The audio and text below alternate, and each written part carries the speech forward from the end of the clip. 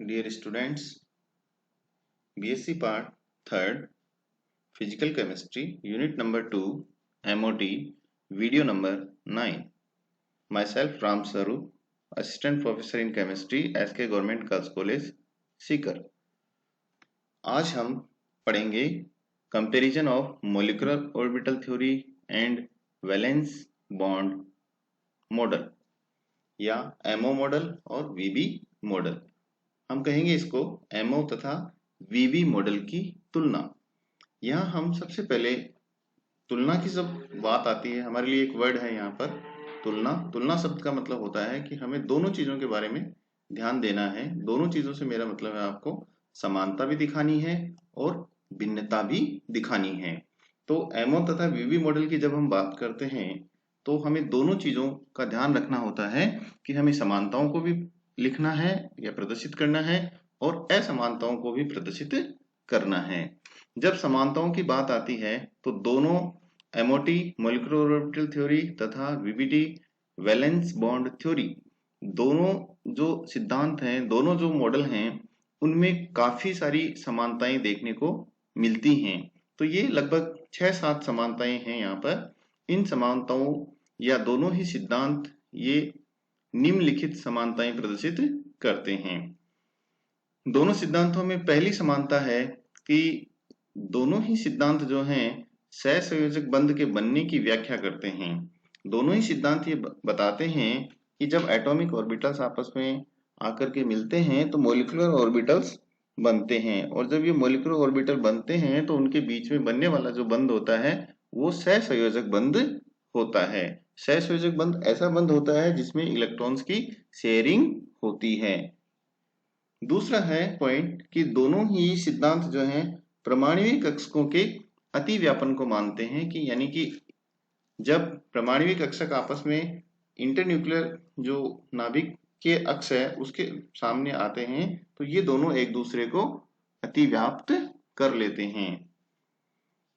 तो दोनों ही जो सिद्धांत हैं वो परमाणुविक कक्षकों के अतिव्यापन को मानते हैं।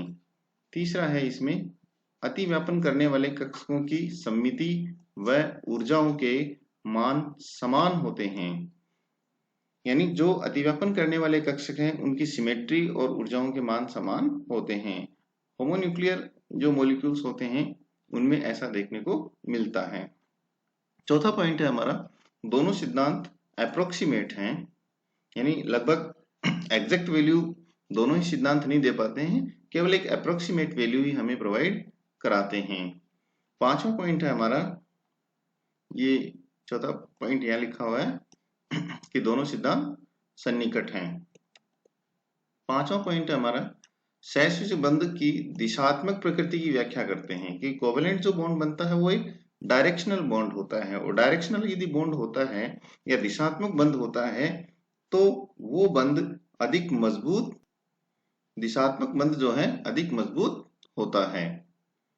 दोनों सिद्धांतों के अनुसार इलेक्ट्रॉनों का आवेश घनत्व बंधित परमाणुओं के नाभिकों के मध्य स्थित होता है, यानी कि जब परमाणुविक कक्षक आपस में आकर के ओवरलैपिंग करते हैं तो इलेक्ट्रॉन डेंसिटी जो है या एटॉमिक ऑर्बिटल्स के पास जो इलेक्ट्रॉन डेंसिटी है वो दोनों नाभिकों के बीच में आकर के इकट्ठी हो जाती है। दोनों ही सिद्धांत इस बात पर सहमत हैं। लास्ट और सातवां जो समानता आपको यहाँ दिखाई है वो है कि परमाणु और आणविक कक्षकों में इलेक्ट्रॉन वितरण के लिए समान नियम काम में लिए जाते हैं, यानी दोनों के लिए जो नियम हम काम में ले रहे हैं वो समान नियम है। इलेक्ट्रॉनों के वितरण को बढ़ने के लिए हम आपो सिद्धांत है, पाउली का नियम है, हुंड का नियम है, इन सब नियमों को जो है हम काम में लेते हैं। तो चाहे वो परमाणु कक्षक हो चाहे वो आणविक कक्षक हो, इलेक्ट्रॉनों के वितरण के लिए दोनों ही सिद्धांत मॉलिक्यूलर ऑर्बिटल थ्योरी और वैलेंस बॉन्ड थ्योरी दोनों ही समान सिद्धांतों को काम में लेते हैं या समान नियमों का पालन करते हैं। तो ये हुई comparison of MO and VB model. अब हम बात करते हैं असमानता। असमानताओं में मॉलिक्यूलर ऑर्बिटल थ्योरी और वैलेंस बॉन्ड थ्योरी में असमानता, दोनों ही थ्योरी किस बात के बारे में बताती है? सहसंयोजक बंध के बारे में बताती है। लेकिन दोनों ही थ्योरियां जो हैं काफी सारी चीजों को में इन दोनों ही थ्योरियों में जो है काफी सारी चीजों में डिफरेंस हमें नजर आता है। काफी सारी चीजों में हमें डिफरेंस देखने को मिलेगा। तो वीबीटी और एमओटी में जो असमानताएं हैं वो 1 बाय 1 आपके सामने रखी जा रही है। यहाँ पहला जो असमानता है वो है कि बंध बनाने में संयोजकता इलेक्ट्रॉन भाग लेते हैं, अतः अतिव्यापन के पश्चात परमाणु अपनी पहचान बनाए रखते हैं। इसमें वैलेंस बॉन्ड थ्योरी में परमाणुीय कक्षक जो है एक केंद्रीय होते हैं।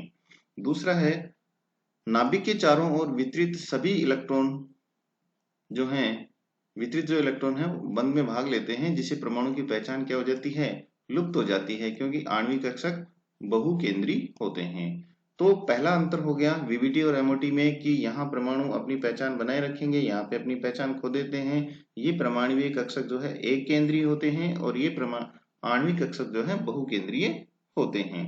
दूसरा असमानता जो हमें यहाँ पर देखने को मिलती है वो ये है कि वीबीटी केवल संयोजकता कोष में केवल अर्धपूरित कक्षक ही बंध बनाने में भाग लेते हैं, यानी वीबीटी ये कहती है या वीबीटी के अनुसार ये कहा गया कि अर्धपूरित कक्षक ही बंध बनाने में भाग लेते हैं, जबकि एमओटी ये कहती है कि अर्धपूरित पूर्ण पूरित, देखिए अर्धपूरित पूर्ण पूरित और रिक्त तीनों ही प्रकार के जो परमाणुीय कक्षक हैं वो सारे ही भाग लेते हैं, जिससे और उनकी ऊर्जा व सममिति या समान ऊर्जा और सममिति वाले अणु कक्षक हमें प्राप्त होते हैं।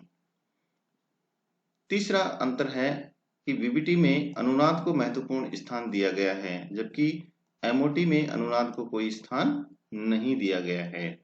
चौथा डिफरेंस है वीबीटी केवल अणु में कोवेलेंट बॉन्ड या सहसंयोजक बंध को समझाता है, आयनिक गुणों के बारे में कोई एक्सप्लेनेशन या व्याख्या नहीं करता है, जबकि एमओटी जो है वो सहसंयोजक बंध के साथ साथ आयनिक गुण या आयनिक संरचना के बारे में भी एक्सप्लेनेशन देता है।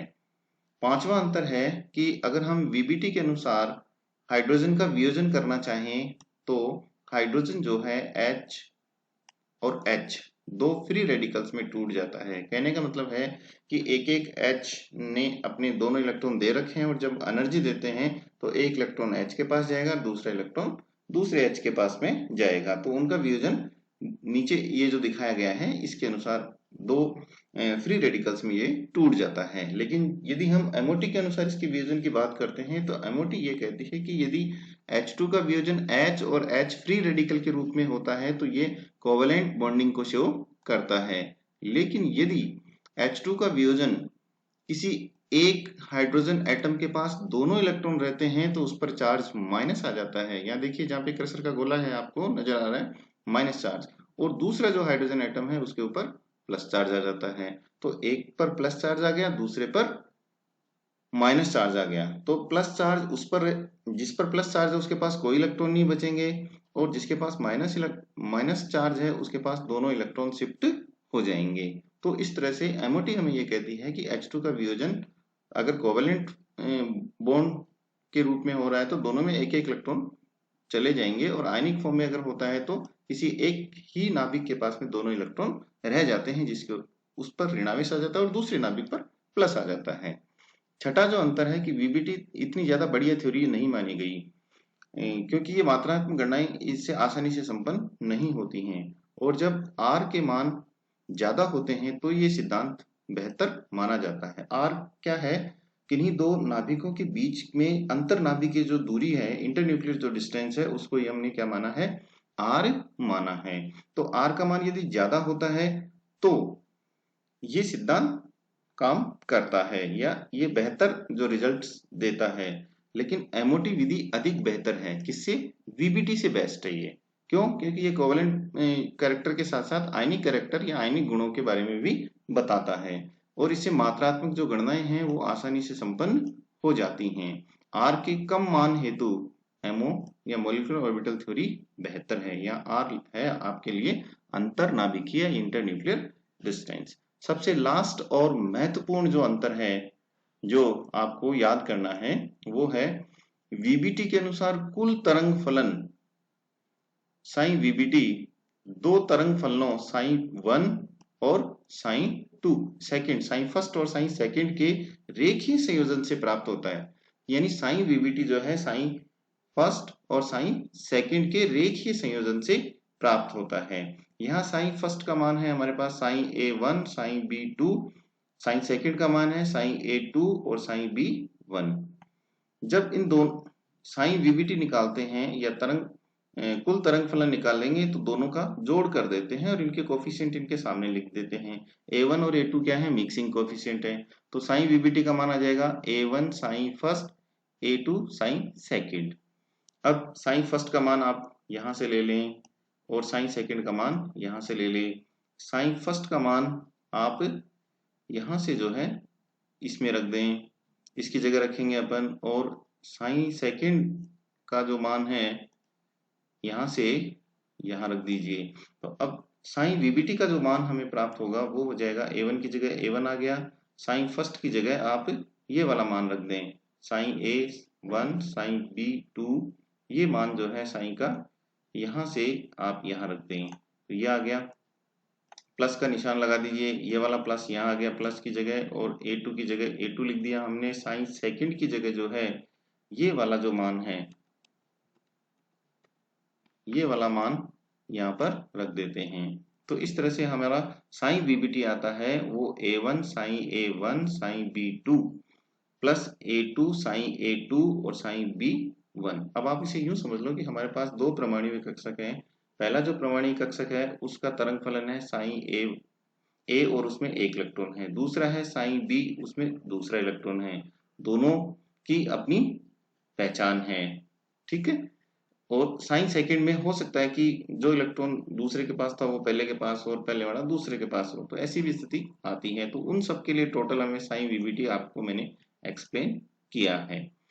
अगर हम MOT की बात करते हैं तो MOT के अनुसार कुल तरंग फलन जो होता है साइन MOT दो तरंग फलनों के गुणनफल के बराबर होता है, यानी sine MOT equals to sine first into sine second. वहां किसके बराबर होता है, दोनों के संयोजन या योग से प्राप्त हो रहा है, दोनों के संयोजन अथवा किससे प्राप्त हो रहा है, योग से प्राप्त हो रहा है। यहाँ देखिए ये योग से प्राप्त हो रहा है, जबकि यहाँ पर देखिए ये दोनों आपस में क्या हो रहे हैं, गुणा हो रहे हैं। अब साइन फर्स्ट का मान आप यहीं से रख दीजिए वापस, वही A1 साइन A1 और A2 sign B1। Sign second का मान भी आप रख दीजिए A1 साइन A2 और A2 साइन B2, ये यहीं से ले ले मान। ये फर्स्ट का मान है, ये रहा, ये साइन फर्स्ट है और ये है हमारा साइन सेकंड, दोनों को मान रख दिए। अब A प्लस बी और A माइनस बी के फॉर्मूले को काम में लेते हुए आप इसको सोल्व कर लें। तो साइन MOT हमारे पास क्या आया, साइन MOT देखिए ये रहा, हाँ, इसको और इसको आपस में गुणा करो तो ये आ जाएगा A1 square sine A1 sign A2।